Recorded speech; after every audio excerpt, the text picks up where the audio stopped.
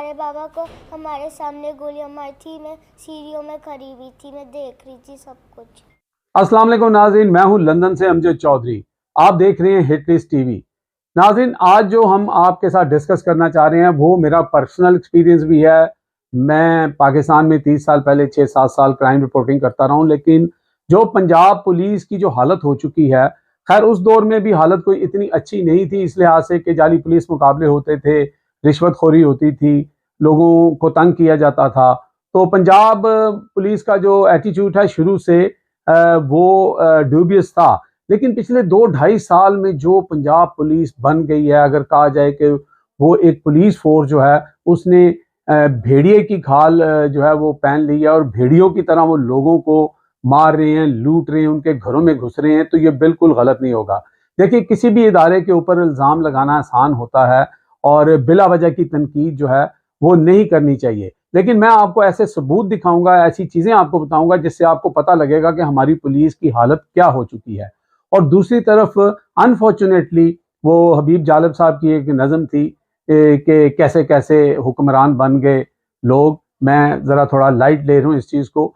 तो वो हालात हैं कि हमारी जो इस वक्त की वज़ीर आला साहिबा हैं, उनके शौक ही नहीं पूरे हो रहे। कभी वो एलीट फोर्स की वर्दी पहन लेती हैं, कभी वो पंजाब पुलिस की वर्दी पहन लेती हैं। भाई, वर्दी पहनने से पंजाब पुलिस का इमेज ठीक नहीं हो रहा, बल्कि उनको एक रॉन्ग मैसेज जा रहा है और वो आपके कंधे के ऊपर बंदूक रख के लोगों को लूट रहे हैं, मार रहे हैं, कत्ल कर रहे हैं और फिर उनके खिलाफ जाली पुलिस मुकाबलों के पर्चे दर्ज कर रहे हैं। नाज़रीन, जो मैं आपको बताने चाह रहा हूँ, फैसल भट्ट नामी नौजवान को नवाब टाउन के इलाके में पुलिस मुकाबले में आज से तकरीबन 8-10 रोज पहले जो है उसके घर में घुसकर रात के टाइम सिविल कपड़ों में उसकी बीवी और उसकी 10 साल बेटी के सामने, उसका इंटरव्यू भी हम आपको सुनाएंगे, गोलियां मारकर मार दिया गया। हमारे बाबा को हमारे सामने गोलियां मारी थी। मैं सीढ़ियों में खड़ी हुई थी, मैं देख रही थी सब कुछ। वो कह रहे थे कि यूसुफ भट्ट है, लेकिन मेरे बाबा ने ला इलाहा इल्लल्लाह मोहम्मद रसूलुल्लाह कह के कहा था कि मेरी कोई गलती नहीं है। फिर जब उन्होंने उनको मार दिया, मेरी मम्मा ने कहा ये यूसुफ भट्ट नहीं था, ये फैसल भट्ट था। हुआ यूं कि उनके घर में जब सिविल कपड़ों में पुलिस जो है, ये आरफ वाला की पुलिस थी और एक लेन देन का तनाज़ा था और वो पुलिस सिविल कपड़ों में आती है और यहाँ का जो लोकल थाना है, जो एक लॉ होता है कि आपको उनको इन्फॉर्म करना पड़ता है, वो पुलिस साथ जाती है बगैर उनको बताए। रात की तारीकी में उनके घर के ऊपर दीवारें फलांग के घुसे। उन्होंने समझा डाकू आ गए, उन्होंने आगे से फायरिंग कर दी। अब उस फायरिंग में एक खलील नामी जो कांस्टेबल था वो मारा गया।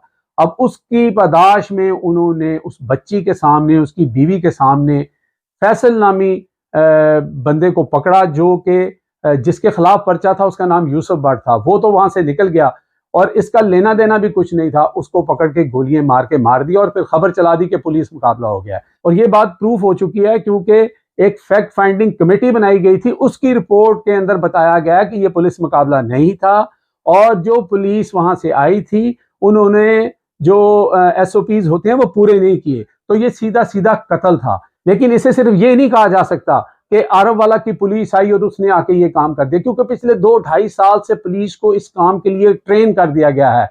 किसी के घर में घुस जाए, किसी की दीवार फैलांग जाए, किसी माँ बेटी की जो है वो इज्जत पे हाथ डाल दें, उनके दुपट्टे छीन लें, उनको मारें और उनसे पैसे लें, उनके घरों की तलाशियां लें, जेवरात ले जाएं, कीमती चीजें ले जाएं। तो अब जब उनको खून लगा दिया गया है तो वो फिर मौके ढूंढेंगे और उन्होंने एक लेन देन का मसला जो था दो कारोबारी पार्टियों के दरमियान, और उसमें एक बेगुनाह शख्स को इस तरह उसके घर में घुस के कत्ल कर दिया। क्योंकि उस बेचारे ने तो फायरिंग की कि रात के 1-1:30 बजे मेरे घर में डाकू आ गए हैं, तो लाइसेंसी असला भी था। तो अब रिपोर्ट भी ये आ गई है कि उसमें पुलिस वालों की ज्यादती थी। दूसरा एक और के साथ आप तस्वीर आपको मैं दिखा रहा हूं, साथ बाकी भी तस्वीरें आपने देखी कि ये दो जो गमाश्ते आप देख रहे हैं ये रेस कोर्ट थाने ने पकड़े हैं और ये मासूम जो हैं बगैर नंबर प्लेट की मोटर बाइक के ऊपर एक शहरी को लूट रहे थे और उससे लूट लिया, बल्कि 40,000 रुपए उससे छीन लिए और अब ये पकड़े गए हैं। अच्छा, ये हर दूसरे थाने की ये स्टोरी और कहानी है। और हमारी जो मैडम है वो वर्दियां पहन के कहती हैं कि इनका इमेज ठीक हो जाएगा, इनका किरदार ठीक हो जाएगा। ऐसा बिल्कुल नहीं है। वो इस चीज से शय ले रहे हैं। उनको लग रहा है कि मरियम नवाज शरीफ साहिबा वजीर आला पंजाब नहीं है, वो तो हमारी आईजी के ऊपर बैठी हुई एक ऑफिसर हैं और हम जो भी करेंगे हमारी सत्ते खैरें हैं। मरियम साहिबा जब एलीट फोर्स की ये वर्दी पहन के आई तो उनकी एक फुटेज जो है वो मुझे मिली है। उस फुटेज को मैं आपको दिखाना चाहता हूं कि मरियम साहिबा जो हैं वो वहां जो मीटिंग हो रही थी उसको चेयर कर रही थी। हालांकि उसको चेयर जो है वो आईजी को करना चाहिए था, उनको मेन कुर्सी पे बैठना चाहिए था, क्योंकि मरियम साहिबा वजीर आला तो हैं, उनसे बड़ी हैं, लेकिन वो वजीर आला बन के नहीं आई थी, वो तो वर्दी पहन के आई थी।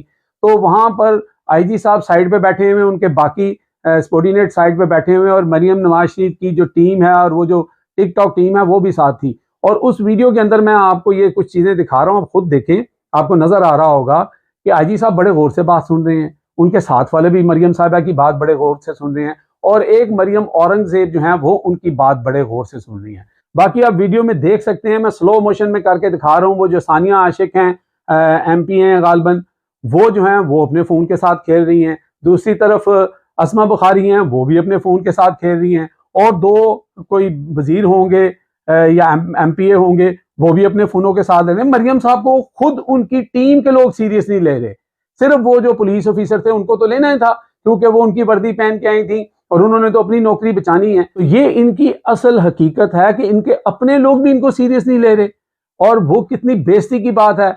और वहां पे वो एक टिकटॉक की वीडियो बना के और लोगों को बताया जा रहा है कि जी हम जो है पंजाब पुलिस को वो बड़ा ठीक कर लेंगे, और पंजाब पुलिस जो है वो पता नहीं UK की या USA की पुलिस बन जाएगी। आपकी नाक के नीचे लोगों को कत्ल किया जा रहा है मरियम साहिबा, और आप वर्दियां बदल बदल कर लोगों को बताना चाह रहे हैं कि इससे चीजें ठीक हो जाएंगी। ऐसा बिल्कुल होने वाला नहीं है। तो मोहतरमा, मेरी दरख्वास्त आपसे यही है कि आपको अल्लाह ताला ने जिस मनसब पे बैठा दिया है वो वजीर आला का मनसब है, और एक बड़ा मनसब है। आप उसकी हिफाजत करें और उसकी ताकत को यूज करते हुए इस्लाह करें इन लोगों की।